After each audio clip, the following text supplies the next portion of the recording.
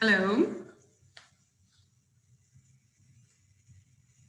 I would like to ask our speakers tonight to open their videos so we can start the debate. Thank you. Hello, welcome everyone. My name is Luciana Gama Muniz. I am Project Director at the Brazilian Center for International Relations, CEBRI. It is an honor to open this meeting of the China Analysis Group with such distinguished guests. On behalf of CEBRI, I would like to welcome Professors Barry Norton, Fred Block, and Adriano Proença, who will be discussing the directions of innovation policy, contrasting views of China and the US. Before I pass the floor to Adriano, who will moderate today's debate, I would like to highlight that this is the third meeting of the China Analysis Group of 2021 and the 23rd in general. All the reports of these meetings are available at the CEBRI website. And finally, I would like to give a special thanks to BOCOM BBM Bank for the long-term partnership within the China Analysis Group activities. Now I would like to invite Adriano Proença, CEBRI Senior Fellow and Associate Professor at the Federal University of the State of Rio de Janeiro, who will introduce us to the theme and our panelists of the event today. Adriano, the floor is yours, please. Thank you, Luciana. Good evening to all. Well, it's a great honor for me to be mediating a webinar with Professor Barry Norton and Professor Fred Block. I'm a great admirer of their work and of their sharp thinking about the matters they research. Now, let me now introduce our panelists and the background for this webinar. So, Barry Norton is the So Kwan Lock Professor at the School of Global Policy and Strategy at the University of California, San Diego. His work on the Chinese economy focuses on market transition, industry and technology, foreign trade, and political economy. His most recent book is The Rise of China's Industrial Policy, 1978-2020. Well, his first book, Growing Out of Plan, won the O'Hara Prize in 1996, and a new edition of his popular survey and textbook, The Chinese Economy, Adaptation and Growth, appeared in 2018. Professor Norton is the scholar on the People's Republic of China economy, and the reflection on its trajectory is essential for a better understanding of what happened and is happening there. His book on the Chinese economy guided all of us who work and think about the subject.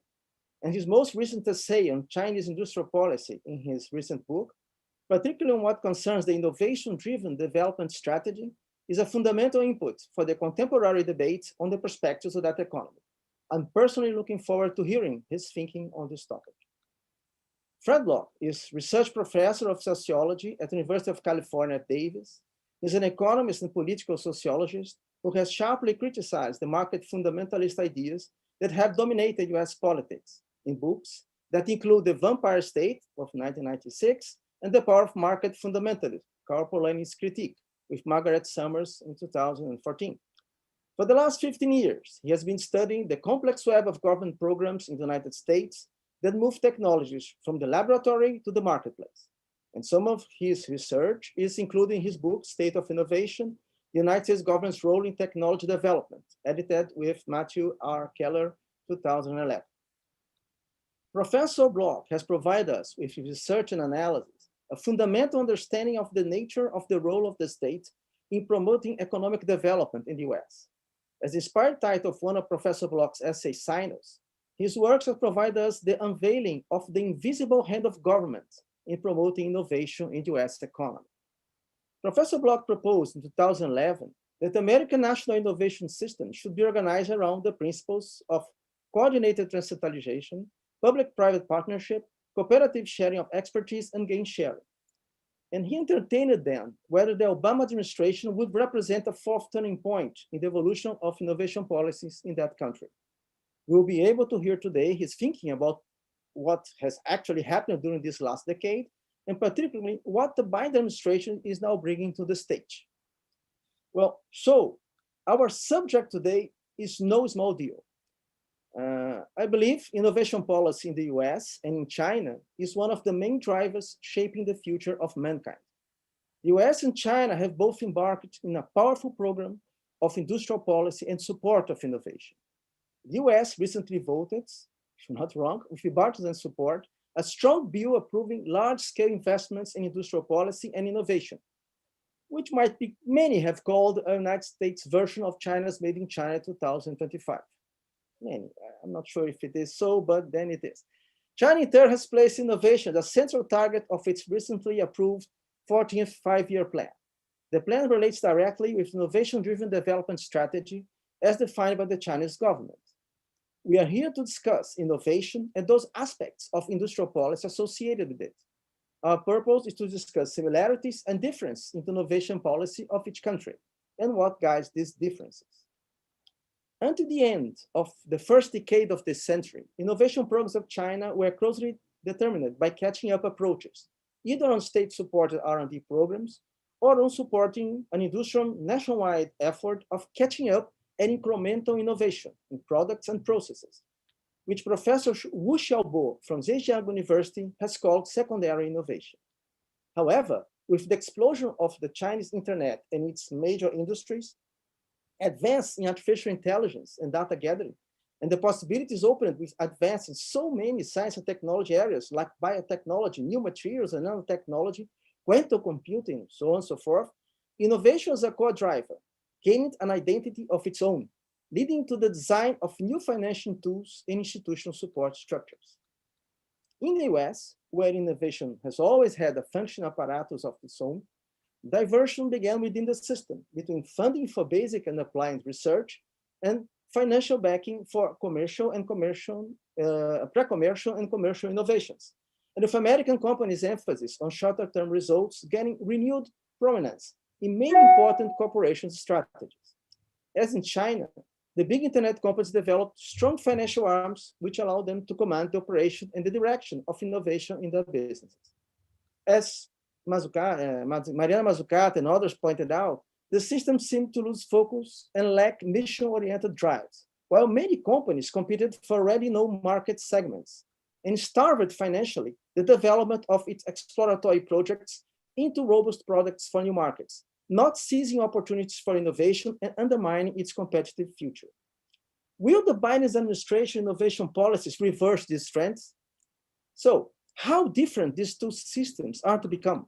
What seems to be the various acting motivations of established firms and new ventures? What will be the links between basic and applied research and business firms? How do the institutional apparatus linking them will operate? These are some of the issues at the background of this webinar. So let's now listen to our panelists about them. Professor Norton, you have the floor.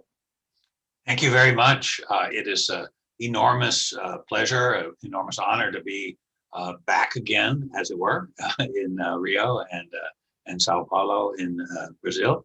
And of course, I especially want to thank Ana Hakaribe, who really was the guiding spirit putting this together, and for inviting me here after her long involvement in many, many aspects of China and of course Brazil as well. Let me share my screen. I'm going to show, where'd it go? Okay, there it is.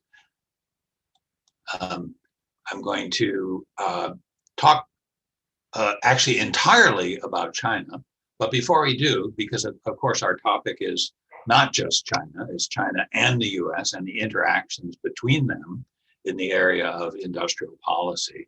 And so let me, as I start, just sort of lay out what my basic perspective is. It's quite clear that right now, China and the US are both pushing each other towards more extreme reliance on industrial policy. Now, and for both political economies, there's certainly a huge difference today versus, let's just say, 20 years ago. 20 years ago, both countries were apparently ideologically committed to predominantly market-driven outcomes. Now, both countries accept, maybe in the case of the United States, it's more appropriate to say, is accepting or is in the process of accepting some kind of role for government steerage. And so depending upon your outlook, this is either a race to the bottom. If you're against industrial policy, you would interpret China's initiatives as sort of forcing other countries to also step up government intervention in response. Or if your perspective is much more pro-industrial policy, you would see this as a welcome shattering of the ideological hegemony of market fundamentalism and neoliberalism as countries accept a more nuanced and diverse role for government in their economy. All this is absolutely true, but I also want to stress one fundamental point, which is, make no mistake, this is not convergence. The relative position of the United States and China is very similar to what it was before, because China was already carrying out a very expensive, very interventionist, and extremely bold industrial policy. And now it's doing so even more. Whether it wants to or not, it feels pressured by the measures of the Trump and then Biden administration, particularly the so-called entity list, which prevents any American suppliers or technology from going into certain designated Chinese companies, which of course includes Huawei, but also SMIC, the flagship Chinese semiconductor producer. So in response to that, but also in response to certain domestic pressures that are driving the system in a certain way, Chinese industrial policy is becoming even more expensive, even more interventionist, but also, of course, more oriented towards national security. The United States, by contrast, and of course, Professor Fred Block is here. He's a great expert in the world on American industrial policy and the different components of it, and what works and what doesn't. So I'm eager to listen to his explanation of American industrial policy. For me, it's certainly something that I follow and I know a little bit about. So certainly I'm not saying that that the United States doesn't have an industrial policy, but my basic orientation is that the industrial policy the United States has is not very big, it's not very coherent, and it's not very successful. And therefore, for the US to be pushed to have a little bit more industrial policy, it's not necessarily a bad thing for the United States. So we see these two countries, these two very different countries moving in the same direction, but in some fundamental sense, retaining their differences. All right, so that's sort of my general framework. Now let me spend the rest of my 20 minutes talking about China in particular. You know, one of the new pieces of information we have certainly is the 14th five-year plan, and it makes it very clear. Yes, China is continuing and intensifying its commitment to techno-industrial policy. There's actually a sentence in that plan that's actually it's certainly surprising, it's actually a little shocking, because China commits to scientific and technological self-reliance. Wow, that's a remarkable thing to say in this world. Now, part of that is very positive. It's just an increase in basic research as a share of total R&D. That's a contribution to the world knowledge. It's fine, but still the idea of self-reliance is, to my mind, dangerous and slippery when applied to scientific knowledge, even if somewhat peripherally. And at the same time, the stress on industrial policy is continued, maybe even accelerated. And what is certainly sharpened is a focus on value chains. So that China's always had a kind of a value chain related understanding of industrial policy. I think it's been one of the strengths of their approach to industrial policy. But now it's been sharpened by a focus on the vulnerability that cross-border value chains might present to Chinese ambitions and Chinese aspirations.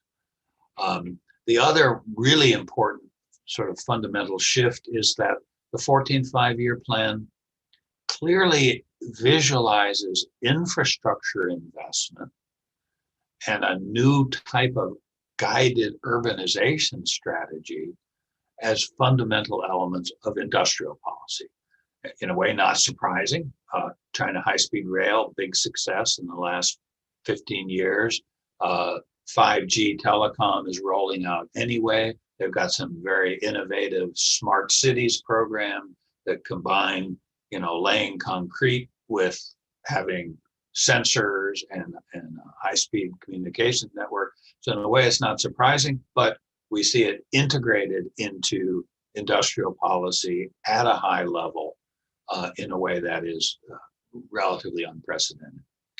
And as I'll argue at the end, this very proliferation of plans means you face a kind of fundamental problem, which is we got a bunch of different plans. How do we plan for the interaction of the plans? So the multiplication of plans pushes the system as a whole towards greater role for explicit government coordination. So the Chinese system is becoming more planned. Now, as we'll also say later, in the mind of top Chinese policymakers, and especially somebody like Liu He, who's formally a vice premier, but really whose power comes from his great closeness to Xi Jinping, it's clear that for Liu He, the objective is a market-based system of government steerage and planning. Whether or not that can work is an enormous open question, but that's clear that that's what they're driving for. Now, there's one aspect of this, I'm going to flick through a couple of slides really quickly. There's one aspect of this that I think has not been given enough attention in most of the commentary on recent China, and that is the 14th Five-Year Plan really lays out a kind of a macroeconomic vision. And that macroeconomic vision is also stay the course. It is don't let manufacturing as a share of GDP decline very much. Don't let investment decline very much. Make sure that grain production stays at a certain level and try to stabilize China's exports as a share of global exports. So there's this sort of conservative twist to the plan that's kind of interesting, and it's often focused on manufacturing. As you probably know, and of course, Brazil is certainly no exception to this. In fact, look here, the bright blue line is Brazil. The share of manufacturing in GDP has declined even more rapidly in Brazil than in most countries, but in almost every country, the pattern has been that manufacturing declines as a share of GDP after a certain middle income level.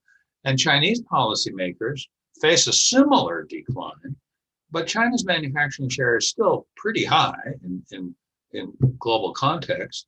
And the plan says, hey, we don't want it to decline anymore. We want to stay. We don't just want to be a high-tech manufacturing power. We want to be a manufacturing-driven economy. That's quite a large commitment. Now, of course, security is a increasingly prominent part of Chinese industrial policy. And the way that we see it concretely is the way that China is carrying out what I like to call supply chain audits. Now, of course, this is funny because, as I'm sure we'll get into talking about in a minute, the US is also carrying out supply chain audits. The difference is China's doing it, as far as we can tell, for everything. And this involves a process by which a supply chain is assessed. China evaluates the strong points and evaluates the weak points. And what's really different in the last year or two is that China is essentially committing to investing in the weak points in order to insulate supply chains from disruption. It doesn't mean an across-the-board policy of self-sufficiency, but it does mean across-the-board policy of redundant investment in order to protect against interruptions. So this is a real shift, and it's a movement away from global interdependence that parallels the rhetorical commitment to science and technology self-reliance. And of course, again, this is probably a little bit too much material to present in this short period, but you just think about something like semiconductors. You know, I'm sure that China committed to developing its semiconductor fabrication industry basically 15 years ago. And it's had mixed success, maybe a lack of success in that.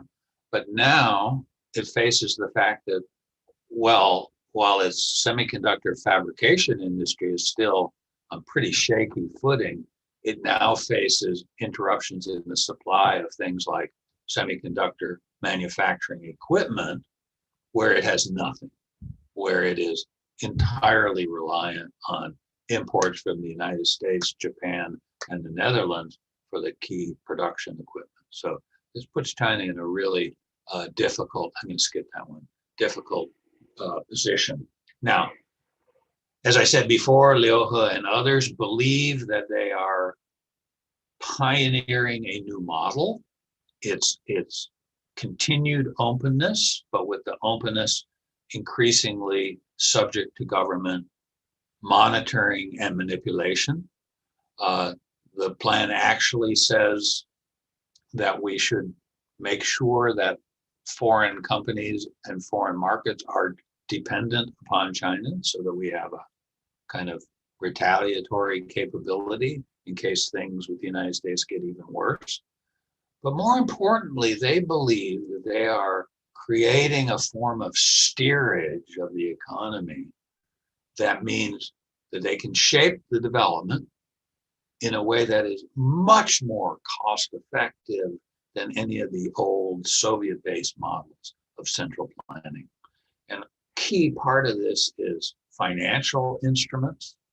Key part of financial instruments is the government industrial guidance funds, which have raised $1.5 trillion US for investment in, supposedly at least, targeted sectors. So, you know, financial channels, which are just structured in a way to be reasonably efficient.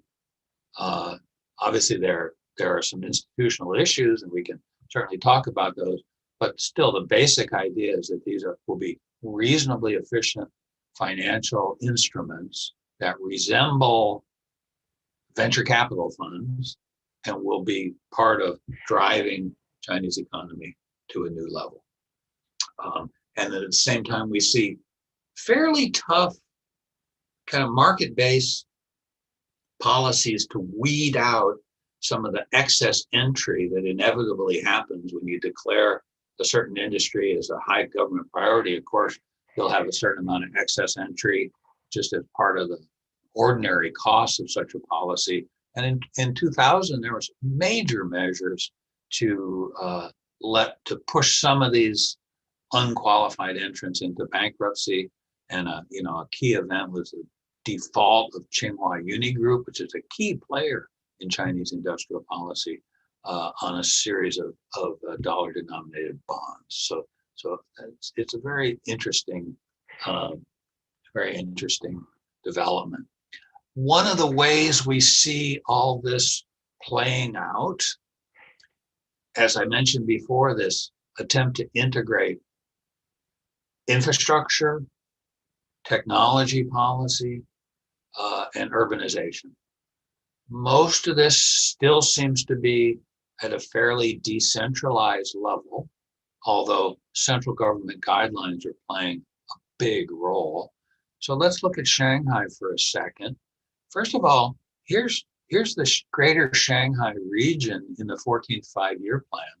All of the red lines are new high-speed rail lines to be constructed in this current five-year period. The dotted gray and white lines are existing rails, existing high-speed rail. So you can see there's already, a pretty decent rail network in the lower Yangtze region here. You're going to essentially double it in the current 5-year period in order to really create a dense web of high-speed communication, in order to foster a new vision of industrialization. Here's what Shanghai looks like from the satellite. Of course, the center city is quite dense in a way, but not dense by certain other standards. But anyway, it's the clear urban core. And now China's going to build Shanghai. Really, this is driven by Shanghai. Is going to build 5 satellite cities. So this echoes what's happening in Beijing, with the idea being that each of these satellites is a comprehensive city, a walkable, sort of a 15-minute city, if you follow that literature, and connected by high-speed rail. And in addition, Shanghai's going to build 40 specialized technology parks, which are closely related to the kind of supply chain thinking that I was talking about earlier. It's a way of creating, they hope, creating a cluster of related businesses that would give them a way to essentially subsidize the weak links in the production chain. So, wow, that's a lot, right? So here's my last screen, and I'll use this to wrap up. So here we see China. It's already, taken a huge change away from the more market-based model that was predominant through, let's call it 2005. It's intensifying this. Now, some of this clearly is a expectable response to US pressure, right? I mean, if the US is going to cut off Huawei at the knees, then obviously China's going to invest more in vulnerable sectors. It's what we would expect, it's what we see. And so inevitably that means that national security is a bigger part of Chinese industrial policy than it was before. And it was already important, right? But now even more so. But, what's less obvious, less evident, is that this government commitment to a more profound kind of steerage is not just focused on a few security-oriented links. It's a different and, in some sense, bigger commitment to government steerage, high investment, slowing down the shift towards a service-based economy, high investment in infrastructure, especially transportation. And inevitably, this means too shifting the focus of development policy back towards developed areas like Shanghai, because these are the areas that are going to provide the impetus for China's new high-tech policy. There's a lot in this to like, but I think it's a little too much, right? They're impeding the rebalancing of the economy that otherwise might naturally occur. Some of the magnitude of subsidies and other kinds of support are quite huge. And inevitably, China, although it says it remains committed to globalization, but the reality is it's moving away from efficiency-based redistribution of production. That's the fundamental tenet of globalization. It's making it hard for private and small-scale firms, except for a small handful of beneficiaries. And finally, and perhaps most importantly in my mind, it means increase government control in a way that's tending to sort of create self-sustaining momentum as government coordination becomes necessary to to make sure that all these different approaches to planning are consistent and not in conflict. So it's I think it's a big deal, and it will be one of the great experiments of our time to see how successful it's going to be. I'll stop there, and I look forward to the discussion with everyone. Thank you very much, Professor Norton. I'm really thinking about what you said. I mean, we're going to one step beyond your book, so we are now facing really differences, a small difference from that, but we must talk about where China is heading to. Now I'd like to give the floor for Professor Fred Block. Are you ready? I'm ready. Can you hear me? Oh yeah, please, come on. Okay. Well, thank you. It's a great pleasure to be here, and it was wonderful to hear Barry Naughton's fascinating overview of the Chinese industrial policy. So I think that we have grounds for some disagreement here and for some fruitful exchange of views. I think there are points where we're, I think, very much on the same wavelength. I mean, it seems quite clear that a process of delinking and, what was talked about a few years ago as China-America, is rapidly disappearing as both countries are delinking in some significant ways. But I guess the main place where we have some disagreement is, around this kind of question of what constitutes industrial policy, what constitutes innovation policy. And a colleague, a sociology colleague, a number of years ago, it advanced the distinction between a developmental bureaucratic state and a developmental network state as a way to kind of understand the different models of what industrial and innovation policy was. And so the developmental bureaucratic state, kind of exemplified by Japan and its rapid industrialization, similarly South Korea, it is a model where the central government is exercising a tremendous degree of control over the innovation process and trying to direct investment funds to particular industries, particular firms to overcome technological hurdles, develop new industries.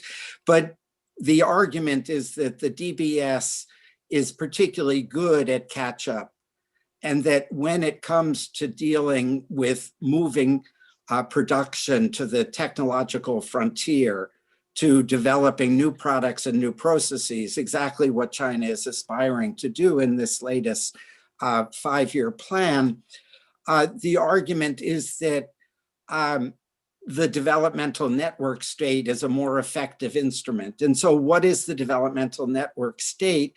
It continues to involve central government providing various forms of financing, paying for research and development, supporting firms to move technologies, but that the DNS, in contrast to the DBS, emphasizes decentralization. It emphasizes leaving the actual solving of the technological problems to a decentralized network of firms, institutes, other kinds of entities. So if you think about the way in which the COVID vaccine was developed, it was very much, a product of a developmental network state. Essentially, the US government, other governments provided funds to finance research and development over a long period of time. But they basically said, we're going to fund a whole bunch of different research groups in different places to try to solve this problem. And we're going to leave it up to them to figure out what the best way, and let 100 flowers bloom. And as we know, different groups came up with different plans and different vaccines, at a remarkably rapid pace. So the argument that the US doesn't have an industrial policy is essentially a result. I mean, back in the 1970s, when the US faced intense competition from Japan, there were people who were arguing that we needed industrial policy. We needed to be like Japan. We needed to have a central Ministry of Trade and Investment that would make the decision. Those people lost. And so the US never became a developmental bureaucratic state. But in exactly the same period of the 70s and 80s, the US started to make very substantial investments in creating a developmental network state. And so the model for this was what the Defense Advanced Research Project Agency had done in the 60s. This was an agency created at the height of the Cold War after the Soviets launched Sputnik. And essentially DARPA was given the mission of thinking over the horizon of funding projects and research that might lead to military weapons in 20 or 30 years. So DARPA essentially financed the creation of computer science departments at major universities. They essentially created this academic discipline out of nothing. And then they essentially said, each of these departments has big mainframe computers, let's connect those mainframe computers together. And that was the earliest form of the internet, the ARPANET. So DARPA kind of pioneered in terms of the computer industry, the model of the developmental network state, and essentially financed the major research and development efforts that made possible the success of the personal computer, made possible the internet, and so forth.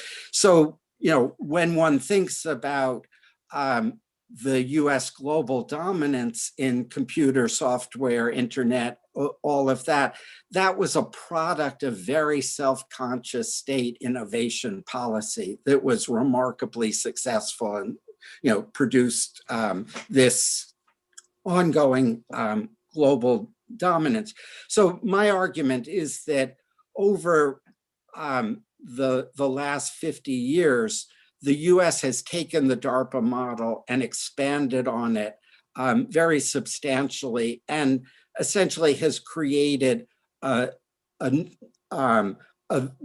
quite elaborate developmental network state. So just let me explain why the decentralization and the networking is so important. Kind of another story from the 1960s is that IBM was working at developing a mainframe computer that was going to be the first kind of big selling item that would be sold to big corporations. Kind of up until this point, most of the computers had been developed for the US government.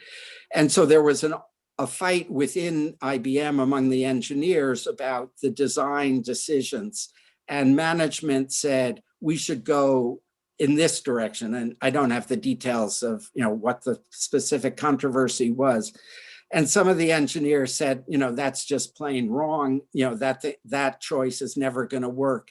And so they secretly, within the research apparatus, continued to work on an alternative strategy.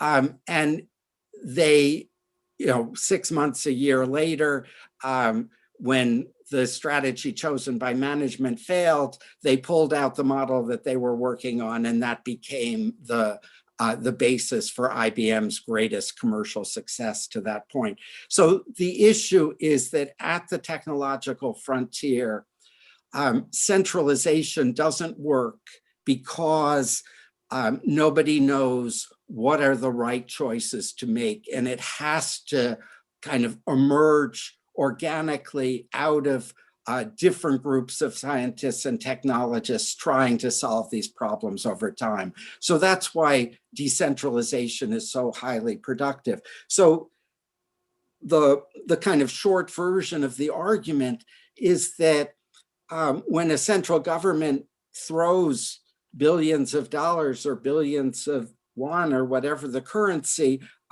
at a particular technological problem, there's no guarantee of success. And that came up in Professor Naughton's talk around the issue of the semiconductors, where the Chinese have recognized the problem of needing to be competitive in this key technology.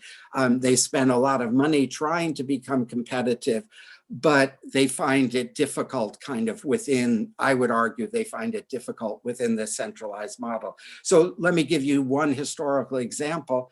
In the 1980s, the US government was worried that there was a bottleneck in chip development, which was that the fabrication of chips is very expensive. And so only big established firms could pay to develop their chip designs and then test them to see if they actually worked. So again, it was DARPA essentially decided that they would fund a laboratory connected to the University of Southern California where anybody could send in a chip design and the laboratory would fabricate 10 of those chips and mail them back to the designer. And so this was an example of networked policy. You dealt with a critical technological bottleneck by empowering lots of different people to actually produce the computer chips that they designed and then test them. And that opened up the process to all kinds of different innovation. So that's kind of at the center of this alternative model that the US developed. And what the part of the model that I want to stress is that increasingly in the US, and I would say the dominant location of innovation within this US system are actually government-funded centers for innovation where industry scientists and engineers work side by side with publicly funded engineers and scientists to overcome technological problems. And the reason for this is that the technological complexity of innovation at the frontier, whether it's in bioscience, artificial intelligence, new materials, whatever the technology, it involves the collaboration of scientists and engineers from multiple different disciplines. Often 7, 8, 9 different disciplinary expertises are required. No private firms can afford to keep on payroll significant numbers of scientists and engineers from 8 or 9 different disciplines. So what has become the model, even for the largest and richest corporations, is that they will have 2 or 3 types of scientists and engineers on payroll, and then they will collaborate with these public centers or public laboratories to hire the additional types of scientific expertise and engineering expertise that they want.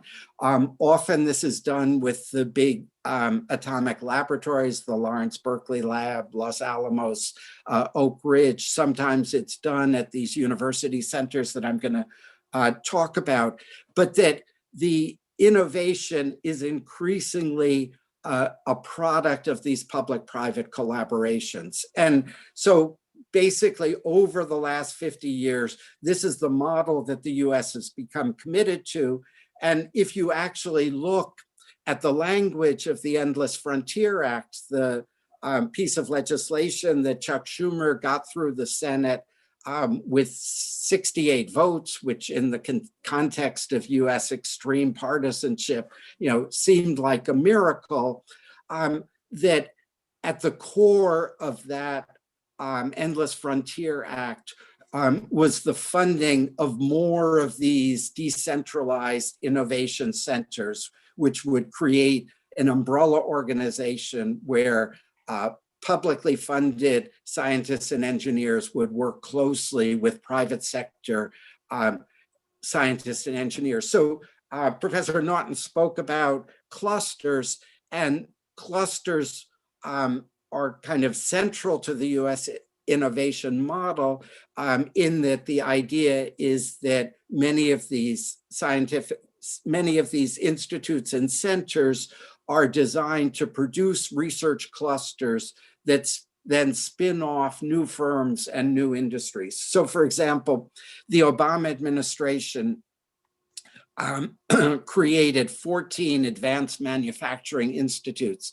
One of the interesting things is that the Obama administration did this. They spent a lot of time yelling that they were doing this, but the American press wouldn't talk about it. So nobody knows that it actually happened. But these advanced manufacturing institutes were based on the theory that the US isn't going to ever reclaim traditional manufacturing, but the new industries of the future, we have a fighting chance to produce the advanced batteries, the electric cars, the 3D printing, all of these new technologies. And so the 14 advanced manufacturing institutes that Obama created were designed as clusters that would facilitate the growth of new firms, new industries surrounding them. So the Schumer, the Endless Frontier Act includes provisions to expand the funding for these advanced manufacturing institutes, as well as creating other kind of regional innovation hubs. And what here you see another contrast with China, whereas in the Chinese model that we were given, the focus is on those 3 coastal regional centers. The US networked model is based, and partly this legislation got through the Senate, on the promise that this technological development can be decentered. And so that rather than just focusing on Silicon Valley and Cambridge, Mass, and a few other places where there are strong high-tech clusters, the idea is that Youngstown, Ohio, or Tennessee can become regional technology centers. And so there's a political consensus to investing this federal money to build up the innovation capacity so that there would be the development of industry and employment spread out across different parts of the country. So let me just talk a little bit about the dark side, because I don't want to make it sound as though the US model is working fine and that there are no problems. I would argue that it's potentially an extremely effective model that has been effective in generating new industries, new technologies.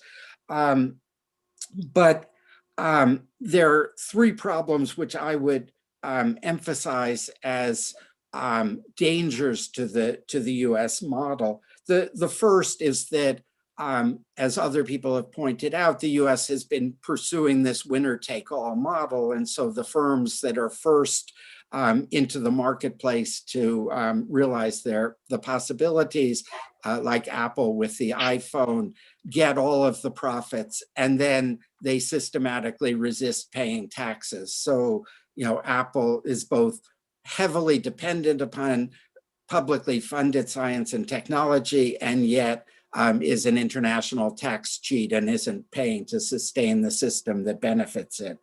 The second problem is closely related, is the problem of monopoly power, that the technology firms of the previous generation, nurtured under federal guidance, like Apple, like Microsoft, like Google, have become monopolists, and they're in a position to gobble up the new firms. That the model of the developmental network state is heavily dependent upon the creation of new firms, of startups that can become successful in developing new products. And in fact, the US has a decentralized mechanism through the Small Business Innovation Research Program that funds those startups, that's been highly effective over a long period of time.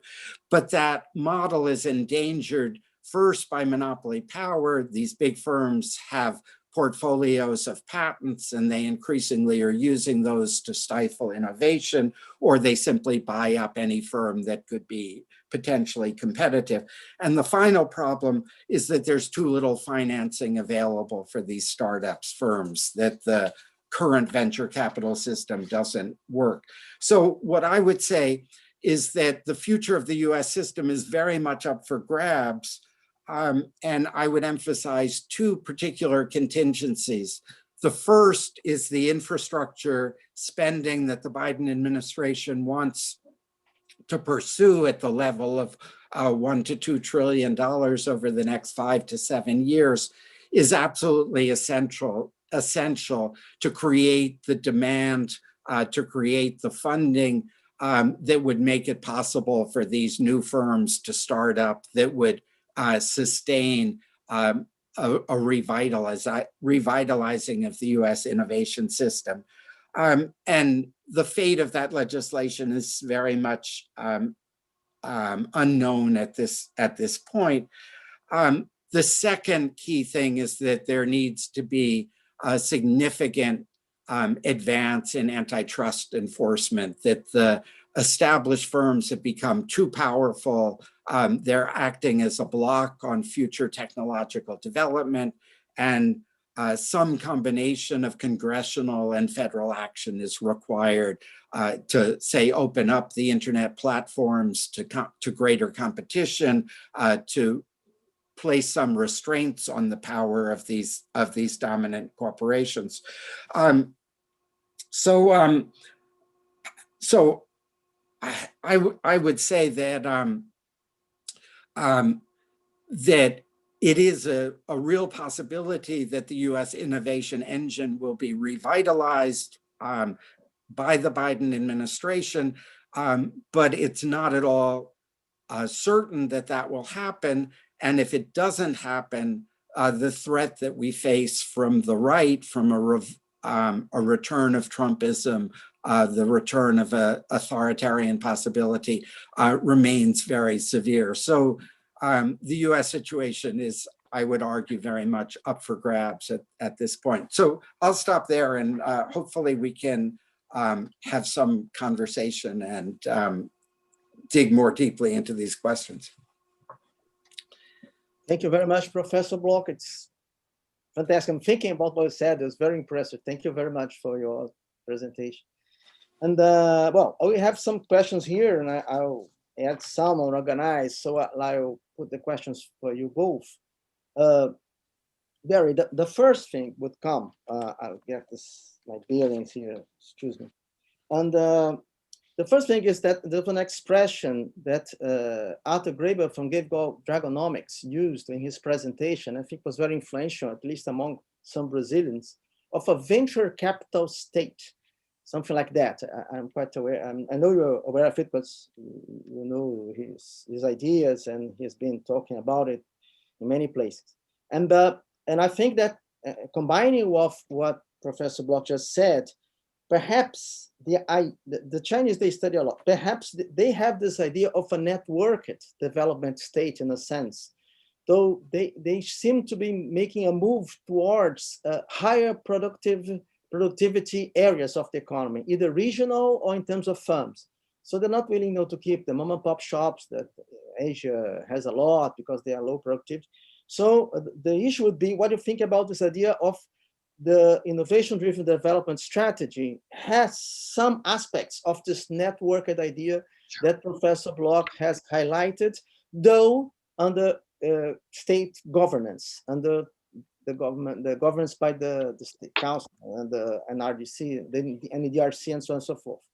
And the question would be, what would the important points when you think about expanding? That's a question from one of the people who was watching here, Mr. Gabriel Moraes. If you want to expand your company's activities in China, what would you consider a good idea to follow when in the new, say, the 14th plan, the 14th five-year plan environment? Because it's different, as you've shown us. It's a different catch. I mean, it's not what people were expecting it to be. The double cycle, it's not exactly as people would expect. Then you have the stabilize some things and try to get to the frontier. So that would be the pair of questions I would let you talk about. Perhaps we can listen to you, then I can bring Fred the other questions that we have here from the audience, and we can talk about it. And Great. Please, react to Fred's observation. Sure. But everybody wants to listen to you. Sure. No, those are great questions, and Fred has raised some really interesting points in his fascinating presentation. So let me suggest, is it possible to agree on sort of a definition of light touch industrial policy. In other words, when we think about DARPA and things like that, it's not just that it's networked, it is, absolutely, but it's also light touch in the sense that, first of all, the amounts of money aren't that huge. You know, DARPA's budget is, you know, several $billion a year. So it's you know, in compared to some of these Chinese programs, it's kind of relatively peanuts, frankly. But it's very, very well distributed because, you know, when I think of their model, is sort of you have a program officer who sort of calls up the top, you know, computer science programs in American universities and say, hey, what's going on that's interesting? You know, is there some place where we can throw, you know, $100 million that's going to make a real difference? And, you know, that kind of stuff. So that's a classic light touch industrial policy in the sense that it, you know, it's flexible, opportunistic, doesn't spend too much money, and it doesn't have any set ideas about how it's going to shape the fundamental economic development, the structure of the economy. You know, it's sort of focused on a technology and not on an industry. I mean, DARPA doesn't say we're going to develop the battery industry. Well, maybe a little bit, but anyway, it's not a fundamental characteristic. And so if we use that kind of perspective, when we come back to China, we say, well, is China a light touch? Answer, no, you know, it's not light touch.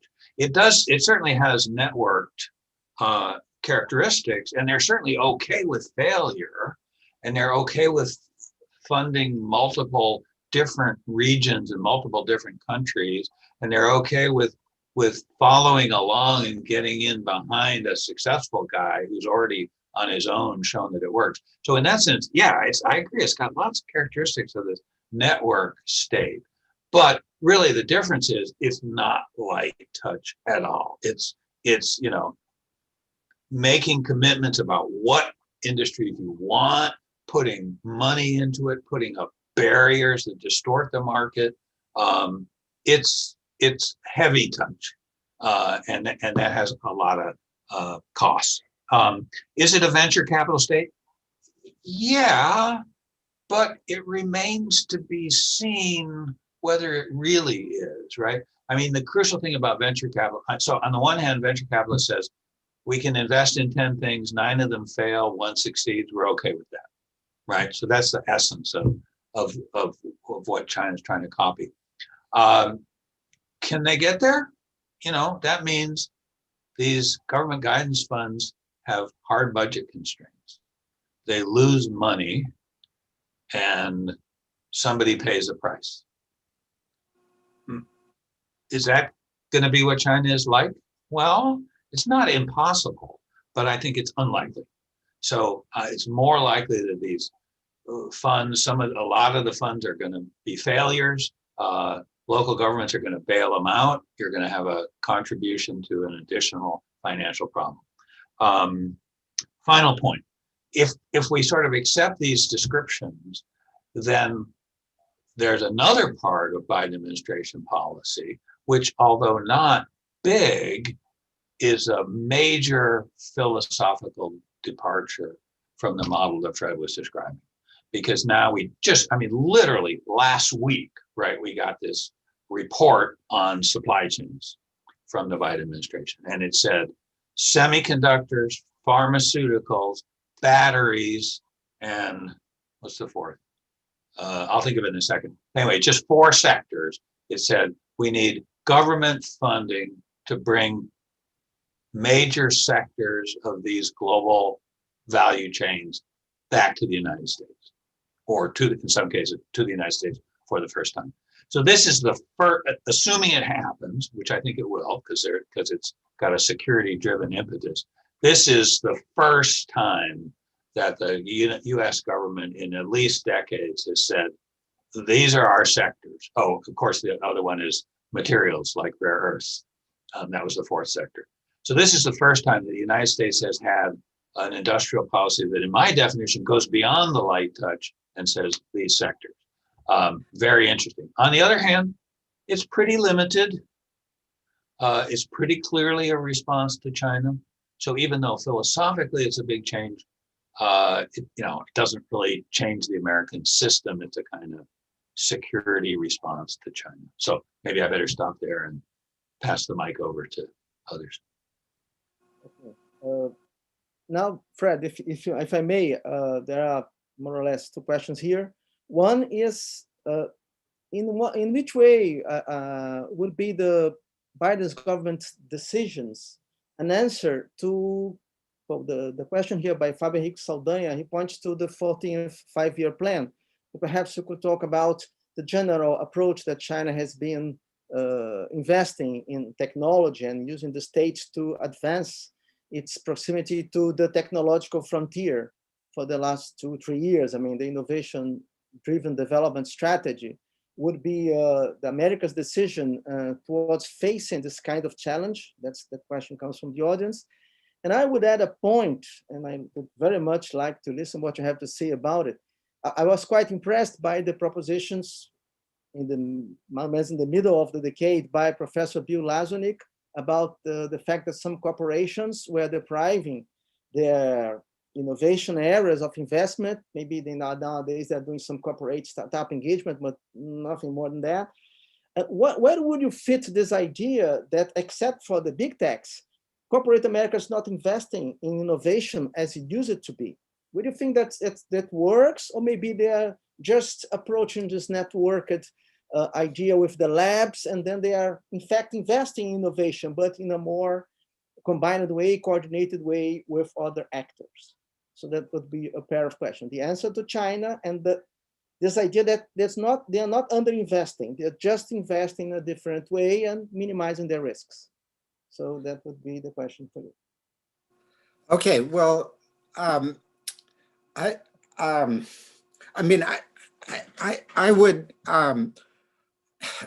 would argue that there's kind of much more continuity in U.S. policy here than, and I mean, it's true that the Endless Frontier Act that Schumer has pushed through the Senate is wrapped in anti-Chinese rhetoric, and it was partly sold as we're responding to China's challenge. But I think that that's just kind of wrapping for public consumption. In two respects. First, that the Chamber of Commerce and the big business lobbies have been pushing for this increased government R&D spending for quite some time. And that the Republicans who voted for this are responding to those business lobbies. And I would emphasize that even during the Trump administration, when Trump sent budgets that significantly cut back US R&D spending, congressional Republicans basically protected those programs, that they're invested in them locally, that the senators from Tennessee are very careful to make sure that the government laboratories get funded and that the network of R&D programs keep getting funded. So I think that there's more continuity here. So again, in response to what Barry said about the shift in US policy, I mean, back in the Obama administration, when they had the American Recovery Act, that there was a lot of money put into developing the advanced battery factories in the US. There was money put into, Tesla got a big chunk of federal money to produce a factory to produce electric cars domestically. So moving from a more generalized light touch innovation policy to supporting the manufacture of particular things, that shift began in the Obama administration and is only now continuing in the Biden administration. So, there's that. The Lozanic argument, I think, has a great deal of merit, that many of these US firms, driven by private equity and other kinds of predatory financial actors, many of these firms have become, simply interested in pumping profits out of existing production, uninterested in investing and so forth. So there is a sector of business in the US that's simply predatory, but there continue to be a significant number of firms that are actually interested in producing things.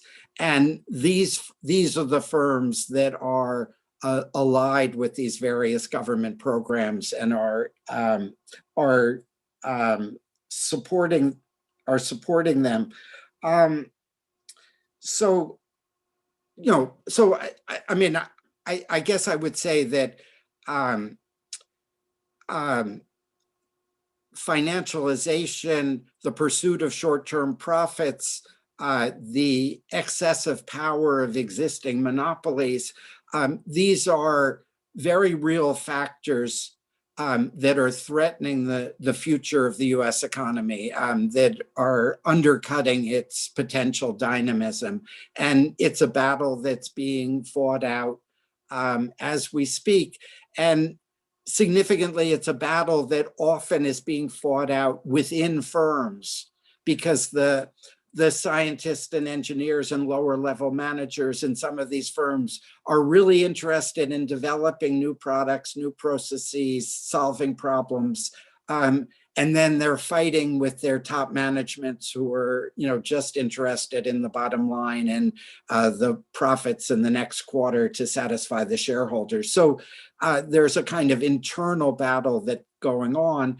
And that's one of the reasons why the infrastructure spending is so important, because it can tip the balance of power in favor of those firms that are interested in actually producing things and not simply extracting more profits. I apologize for it. That was kind of all over the place, but whatever. But that's okay. Thank you very much.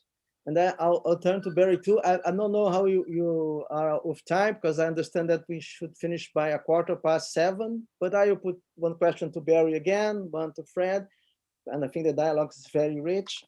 So I think that will do the job. And for Barry, I'm your connection. I'm looking for the expression that you read about the insulation of the scientific and technology policy in China. I copied your quote, but I can't find it here. But my question would go this direction. In fact, the two parts, I'm getting a question from our friend Leonardo Bulamaki. He sent here, he sent his regards to Fred and to Barry. And the question is, this idea of this insulation in science and technology that you quoted, wouldn't be something in the same way as the indigenous innovation that they presented at the MLP, which also has this meaning that's indigenous, but not that much, because they would tell you it's indigenous, but it's not alone, and something like this. And then do you think that this centralized approach, not as centralized, this heavy touch industrial policy and technology, would not be efficient in frontier technologies? What's your take on this? I know you said it was a kind of a gamble, but please let us listen what you think. It will work? It's okay for China? Do they, as Fred has asked when we were talking just before the presentations, do you think the Chinese state has the capacity to make it work? So I very much appreciate and basically agree with Fred's characterization and distinction between, you know, what happens at the frontier and what happens in catch-up. And so, you know, part of what I take away from that is when people make simple parallels between China's industrial policy today and Japan and Korea back in the 70s, I go, no, I don't think those are parallel situations at all. And one of the fundamental differences is precisely as Fred said, that China today is trying to move at the frontier. I mean, they're not, it's mixed because they're not quite at the frontier, but they're close, and the most ambitious of their industrial policies are indeed designed to project them beyond the existing global frontier. And so that does, you know, make lots of sort of catch-up strategies, including centralized catch-up strategies, less reasonable. And it was interesting that Fred characterized the semiconductor industrial policy as being centralized. And I think that's both right and needs qualification. It's right in the sense that the big sums of money were spent by the central government and they kind of flopped, you know? So yeah, in that sense, the centralized approach didn't work.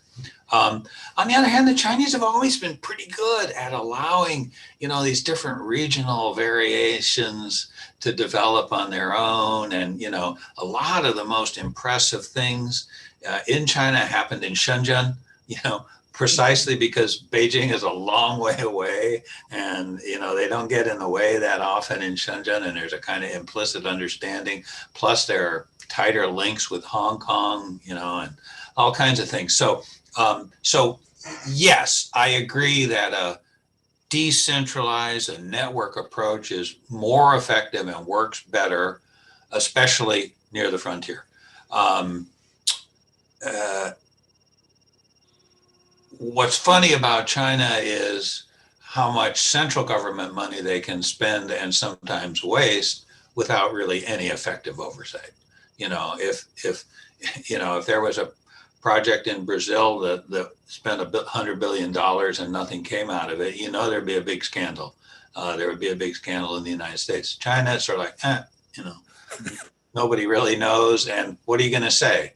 You know, probably people are more likely to say, hey, better they spend it on science than that they spend it on something that's actually harmful.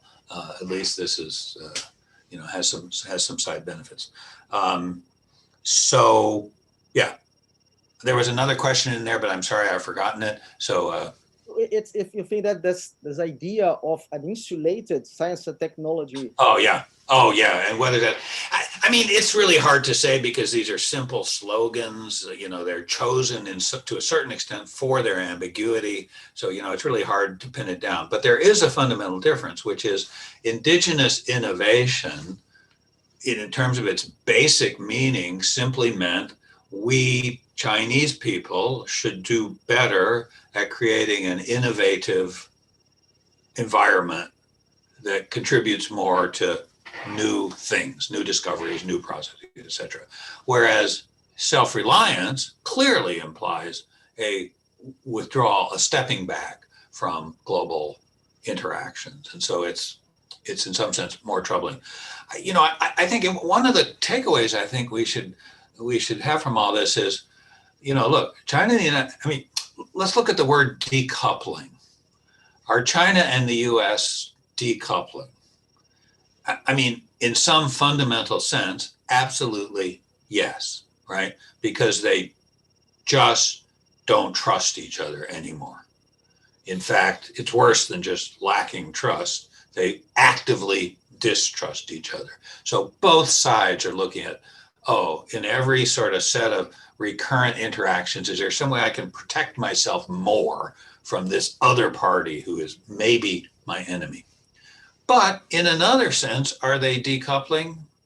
No, because there's such an enormous economic benefit from cooperating. The factor proportions are so different. Just a neoclassical economist, whether a neolib or not, would say, wow, look at the benefits, you know. So what we're going to see for a prolonged period, I think, is this wary, you know, hovering around each other, trying to figure out, you know, what we can afford to do together and what we can't.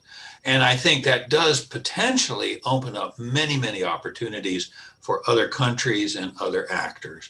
We obviously see it with Vietnam. We obviously see it with Mexico. I don't think we really see it with Brazil yet, but it's a possibility. And so there is, I think, you know, there's going to be this long-term, hopefully it's manageable, but we don't know, tension in the US-China relationship, and that should provide some more opportunities for other countries in the world. Thank you very much, Professor. Very interesting. And now just pass the ball to Professor Fred Block about this idea of the linking of this, the tension together with the strong relationships, and having a question from, again, Leonardo Bulamaki.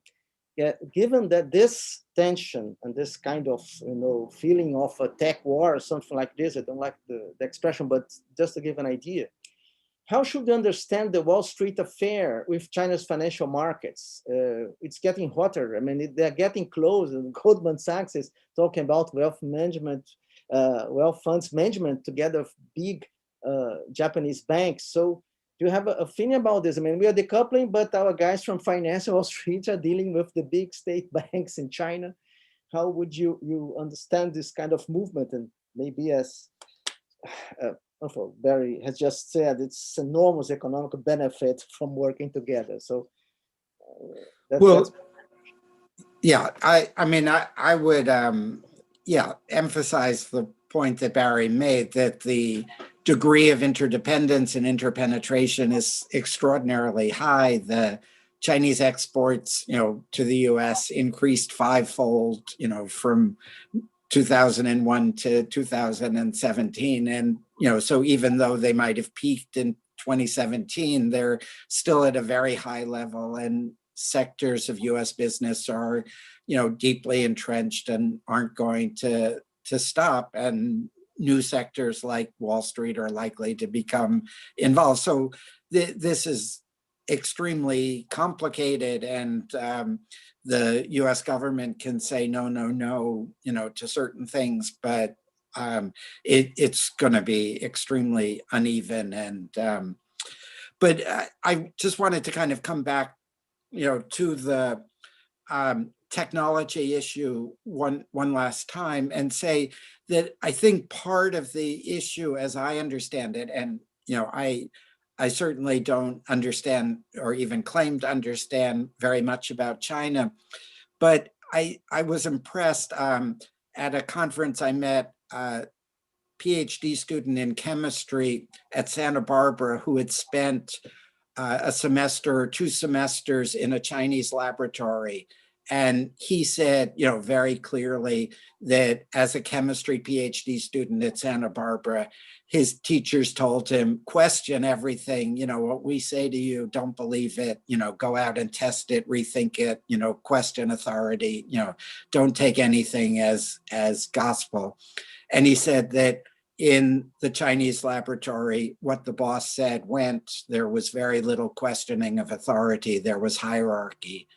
And I don't know if that continues to be true, if there's any kind of counter movement within Chinese science and technology, but I think that insofar as, this is a deeply hierarchical society with a communist party that dominates things and tells people to do what they're told, that I think there is a kind of question about the ability to encourage on a broad scale the creativity that's required. That, in other words, that in the US, we have kind of post-Kuhnian science. In other words, graduate students in science are told that the existing paradigm is just one way of thinking about things, and they should be, thinking about its potential limits, and that spurs a certain kind of creativity and questioning. And I think it's an issue as in terms of the organization of Chinese science and engineering as to whether they're encouraging the same kind of critical thinking. Okay, thank you. Oh, I think we're heading to the end. I don't have any more questions here. I don't think they are going to come. So let me pass the floor to Barry so that Barry can make his final words. So we have some minutes just to sum up what you think. And I think it was a very interesting comparison of the two views, and I'm intellectually excited by the presentations. So please, Barry, have the floor now and give us a Sure. I mean, and of course, the unrepresented view here was what we might think of as the Wall Street Journal's editorial page, right? Which condemns sort of everything Fred said and condemns everything I said, but is a significant player in the American political scene, a kind of interpretation of things that overstresses the pure market parts and is consistently blind to the role of government in the ways, some of the ways that Fred pointed out. And then to jump, from the US all the way back to China, I mean, just thinking about what Fred just said about, the environment in this lab and questioning and things like that. And I mean, I agree with that. And I just want to stress, it's not really a cultural character. I mean, Fred didn't say it was. It's not a cultural characteristic of Chinese people who are just as capable of questioning authority as anybody else. It is rather, again, as Fred said, it's a reflection of the Communist Party's imposition of ideological control on people, which has gotten worse, much worse in the last 5 years than it was 10 years ago. And so when you look at China's dramatic economic and technological success, one of the remarkable things you see about it is it mainly came from companies that grew up outside of the framework of China's central government direction. So, Huawei, Alibaba, and Tencent are all, unique entrepreneur-driven companies that had enough space to grow up from the 90s and the 2000s. So the twist I'd put on the end of Fred's comments, which I agree with, are, and is China in fact making it harder, even though it's pouring more resources into innovation than ever, is it in fact making it harder for people not just to think critically, but also act innovatively and create interesting new products and services, which obviously they've been very, very good at. So we'll see, right? Both these countries are amazing, and we don't quite know what the outcomes are going to be for either one. And please, Fred, your closing remarks. Have the floor. Okay, so I first wanted to thank Leonardo Burlamaqui, because when he was at the Ford Foundation, he was the one who funded me to study the U.S. innovation system. So I'm eternally grateful for him for that that support and for the idea. So, I guess one of the things that I wanted to emphasize in closing, is that some of the shifts that we're seeing in the delinking, particularly around supply chains, is very closely related to COVID and the impact of COVID on the US particularly. And that there's a famous piece of free market propaganda that was written in the 50s that Milton Friedman particularly loved, and it's called "I Am a Pencil." And the pencil says, the great thing about me is nobody knows how to make me. The eraser comes from here and the wood comes from there, but no single person knows how to assemble me. It requires this global division of the labor mediated by the market. And during COVID, nobody knew how to make an N95 mask, and that was not a good thing. It was a bad thing. And, some of the backlash that we're seeing, is that this crazy free market ideology, was carried to its ridiculous extreme. And we are seeing a very real retreat from, an irrational view that, people's protection from viruses should be dependent upon a global division of labor, which involves the N95 masks having to come from China, which needs them to protect their own people. So I'll stop there. So thank you. Okay, thank you very much for you both. I am enlightened and I am delighted. And please, I think, Luciana, you want to close, you open your camera, so I expect you now to make the formal closure. Yes. Thank you again very much. I'm closing my mic. Thank you, Adriano, for this great moderation.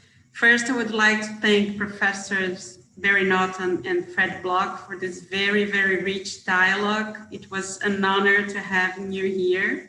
And before we close, I would like to invite you all to another debate that CEBRI will be holding tomorrow about the political economy of innovation strategies in the post-pandemic world, how to align global and local priorities.